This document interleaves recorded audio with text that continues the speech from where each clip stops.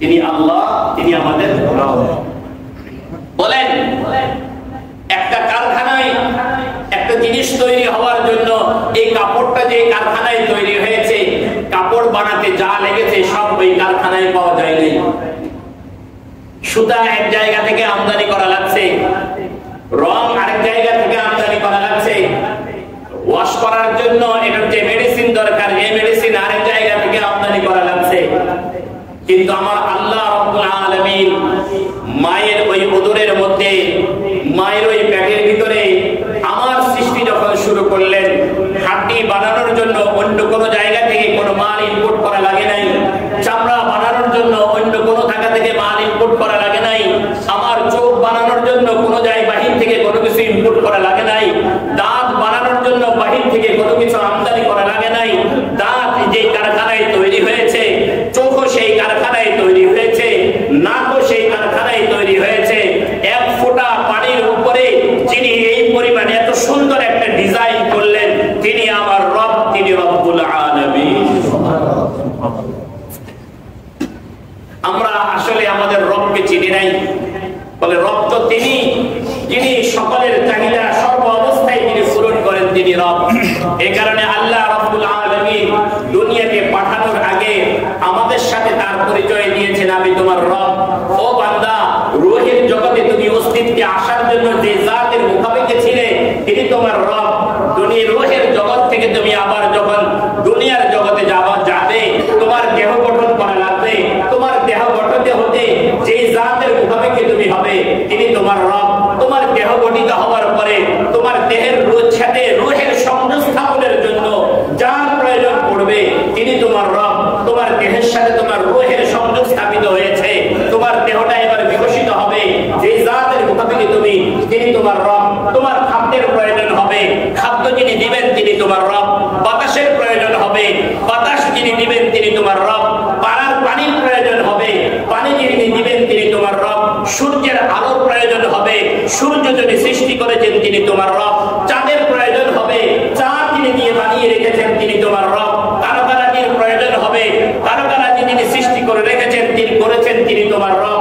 তোমার জন্য পৃথিবীর সমস্ত জমিনটাকে যিনি দোলনা বানাইছেন তিনি তোমার রব। আকাশটাকে যিনি খুঁটিবিহীন ছাদ বানায় রাখছেন তিনি তোমার রব।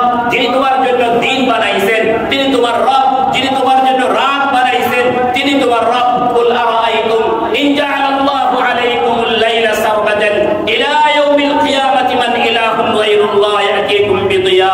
ও বান্দা, আল্লাহ বলেন, ও বান্দা, তোমাদের রব যদি তাই রাতকে যদি প্রলম্বিত করে দেন, রাতকে যদি কিয়ামত পর্যন্ত লম্বা করে ফেলেন, বলেন বলো তো দেখি, আল্লাহ ছাড়া, তোমাদের একমাত্র ইলাহ ছাড়া আর এমন কোন ক্ষমতাধর আছে, এমন কোন শক্তিধর আছে যে তোমাদের জন্য দিন নিয়ে আসবে? কুল আরাআইতুম ইন জাআলাল্লাহু আলাইকুমুন নাহারা সারমাদান ইলা ইয়াউমিল কিয়ামাতি মান ইলাহুন গায়রুল্লাহ ইয়াতিকুম বিলাইলিন তাসকুনুনা ফি। বলে দিনকে যদি প্রলম্বিত করে দেন, বলে এমন কোন সরকার আছে কিনা, এমন কোন নেতা আছে কিনা, এমন কোন টেকনোলজি আছে কিনা দিনটাকে সংকুচিত করে দিয়ে রাত তোমাদের জন্য নিয়ে আসবে? না না না, তোমাদের জন্য যিনি রাতকে ওয়াল্লাইলা সুবাতা, রাতকে যিনি আরামদায়ক বানাইলো, ওয়ান নাহারা মাআশা, দিনকে যিনি কর্মযজ্ঞের জন্য বানাইলেন, তিনি একমাত্র আল্লাহ। তাকে তোমরা চিনো। সুবহানাল্লাহ। তিনি কে বলেন? আল্লাহ। এই রবের রব পরিচয় ইব্রাহিম আলাইহিস সালাম রব পরিচয় পাইলেন যখন ইব্রাহিম আলাইহিস সালাম হাজরা আলাইহিস সালামকে আর শিশু ইসমাঈল আলাইহিস সালামকে মক্কার ওই বিজন ভূমিতে রেখে যাচ্ছেন। খেয়াল করেন, মক্কার ওই বিজন ভূমিতে রেখে যাচ্ছেন। দুইটা দিক, ইব্রাহিম আলাইহিস সালাম তার রবের উপরে আস্থাবান, আরেকটা হলো মাহবুব চাইছেন, আল্লাহ পাক চাইছেন। বাস বিনা বাক্যে ইব্রাহিম আলাইহিস সালাম সন্তানকে রেখে যাচ্ছেন। ভরসা কার উপরে? বলে আল্লাহর উপরে। কিন্তু পিতৃ হৃদয় মানে না। ইব্রাহিম আলাইহিস সালাম যখন দুইজনকে রেখে সামান্য কিছু দানা পানি দিয়ে যখন চলে যাচ্ছেন, হাজরা আলাইহিস সালাম পিছনে পিছনে হাঁটতেছেন আর জিজ্ঞাসা করতেছেন, কি ব্যাপার, আমাদেরকে এখানে কেন রেখে যাচ্ছেন? ইব্রাহিম আলাইহিস সালাম কোনো জবাব দিচ্ছেন না, চুপচাপ খুব চুপচাপ। প্রায় 2 কিলোমিটার বা 3 কিলোমিটার কোদাই নামক জায়গায় আসার পরে হাজরা আলাইহিস সালাম জিজ্ঞাসা করলেন, আল্লাহর হুকুমে কি রেখে যাচ্ছেন? ইব্রাহিম আলাইহিস সালাম মাথা নাড়লেন, বলে হ্যাঁ। বলে এতটুকু মাথা নাড়ার পরে হাজরা আলাইহিস সালাম বললেন, ইদাল্লা ইউদাইয়ুনা, হ্যাঁ যদি আল্লাহর হুকুমে আপনি যদি রেখে যান তাহলে পৃথিবীর কেউ আমাদের কোনো ক্ষতি করতে পারবে না। সুবহানাল্লাহ।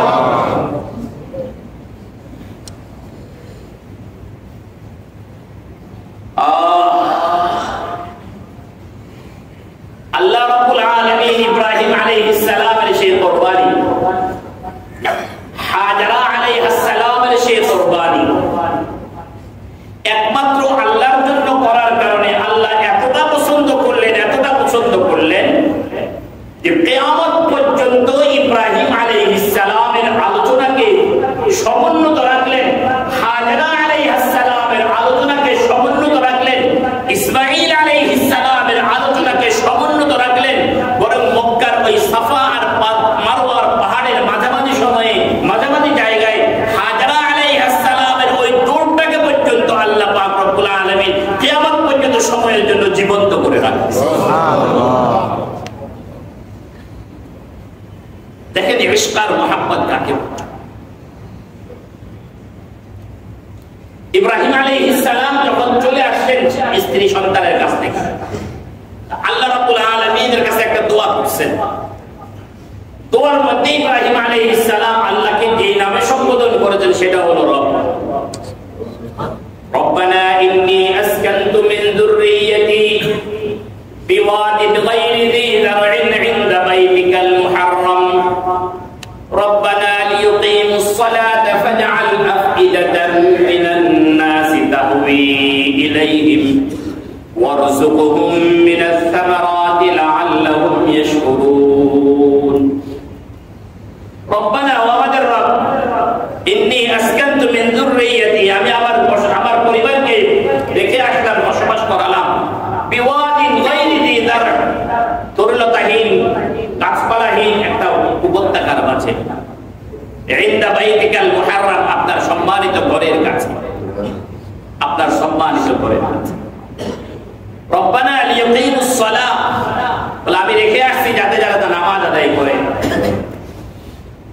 ফাজআল আফইদাতাম মিনান নাসি তাহওয়ি ইলাইহিম, বলে আপনি মানুষের অন্তরগুলোকে এদিকে ঘুরায় দেন, মানুষ যাতে এদিকে আসে। ইব্রাহিম আলাইহিস সালামের এই যে দোয়া, এই দোয়ার বদৌলতে আল্লাহ পাক রব্বুল আলামিন সারা বিশ্বের মানুষের রূপগুলোকে, ঈমানদারের চেহারাগুলোকে, ঈমানদারের কলিজার টানটাকে সেদিকে করে দিয়েছেন।